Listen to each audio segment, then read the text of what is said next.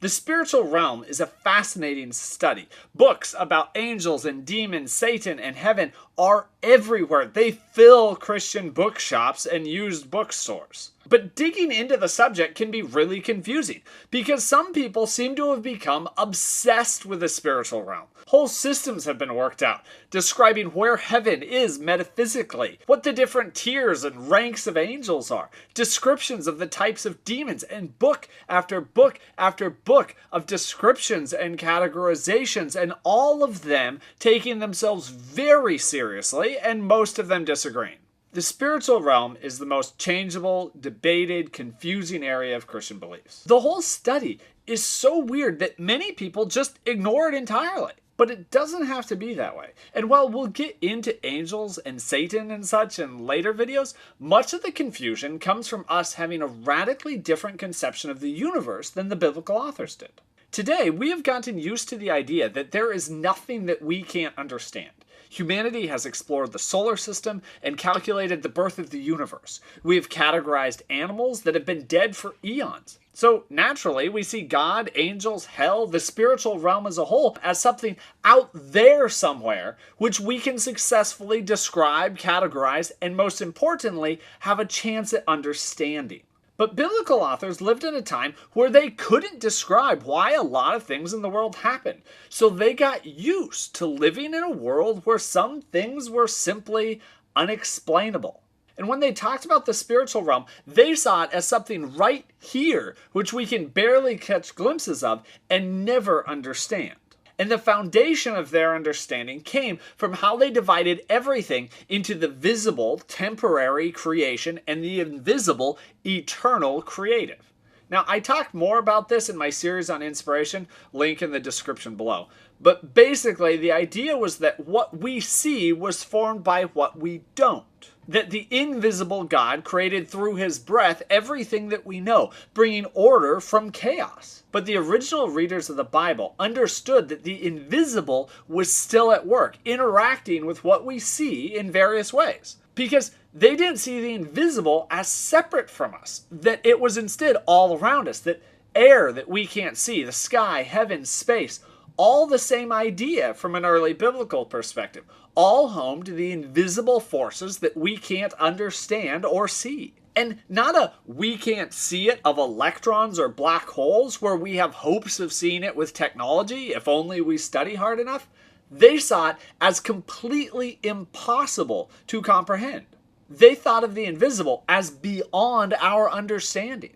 In fact, biblical writers would look at our efforts to definitively list the different types of angels as ludicrous, if not outright dangerous. Now, that might seem a strange thing to say, but part of the prohibition against images in the Bible, especially images of God, comes from an understanding that creation cannot fully comprehend the invisible, and so any attempt at a literal recreation would be blasphemy.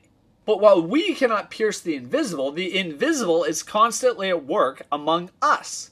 And they saw it as being seen in the world at large through various things, the wind, the storms, in volcanoes, in inspiration, and that an individual could experience the invisible at work through dreams or prophecy or angelic visitors. And most notably, the invisible made flesh in Jesus, the image of the invisible God. But the point of all of these interactions was never on what they looked like, but on the message that they carried. Who carried that message mattered far less than what it was. That's why we don't have descriptions of Jesus' hair or weight or height. We don't know what color eyes angels have because the descriptions we have in the Bible purposely attempt to resist us doing exactly what we so often do, ignore the message and study the messenger. But as we talk about the spiritual realm, remember that in biblical terms, angels were never the focus. The word from God that they carried was always the focus. The vehicle for that message was left slightly out of focus on purpose, something that we wrongly attempt to fix. But if that's true, I hear shouted at the screen, then why are there such vivid descriptions of the heavenly realm in visions? Well, That's true, there are. Ezekiel, Daniel, Revelation all contain vivid depictions of what is going on in the heavenly realm, because they were all written during times when people felt abandoned by the God that was supposed to be right there with them. What was going on in the invisible to warrant such delay in helping them? The visions carry that message. And what we see in those visions is that the people still know the invisible can't be described literally. So instead, they describe it imaginatively, emotively. Every vision's description is meant to convey a message, impart a feeling, but the original readers would not have taken it as a literal description of what was happening in the spiritual realm, because they believed that discussion was beyond their ability to understand. And we know this through a variety of ways. First, because the imagery changes without shame.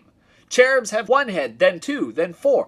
Then seraphs have 6 wings, and then 6-winged creatures show up covered with eyes. The biblical authors aren't describing a single factual thing. They are drawing on imagery that people already knew to give a general sense of what it's like. These all-seeing, strange, wonderful creatures praising God. We also see this in how casually the Bible grabs whatever images are in the surrounding culture and uses them. Not because they are literally accurate, but because they are already in people's consciousness.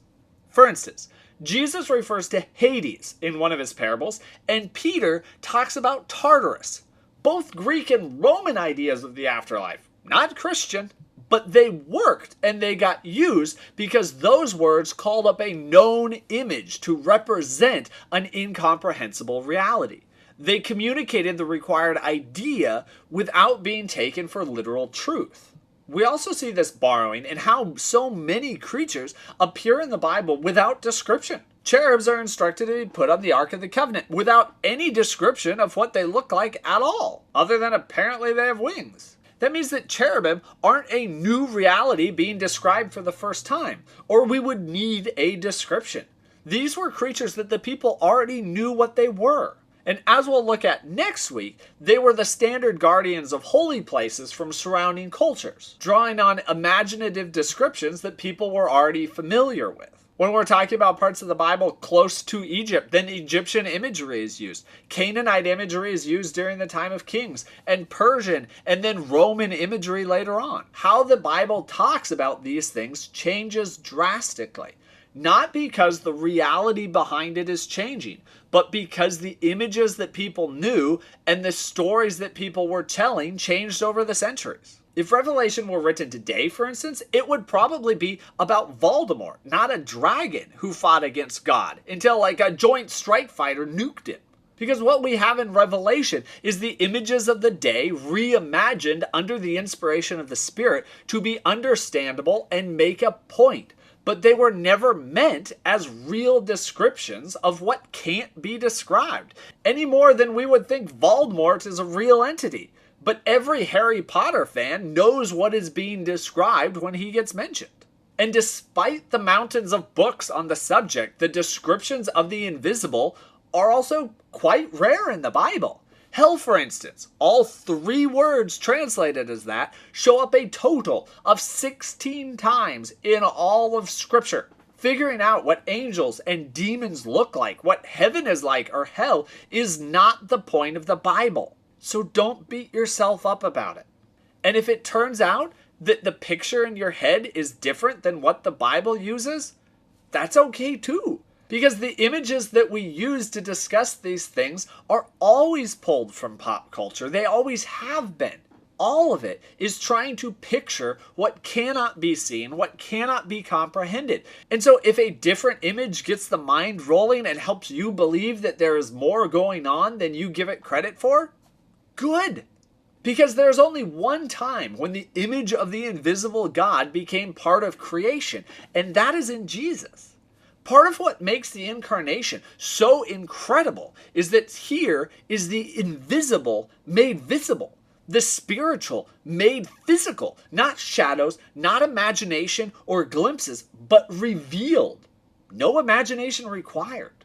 Now, over the next few weeks, I'll be going over what the Bible does say about different aspects of the spiritual realm, where the original imagery used in the Bible came from, and how Christianity has expanded on those descriptions in both helpful and unhelpful ways. Hopefully, unpacking all of that can help all of us sort out this tangled mess. I hope you'll stick around for it.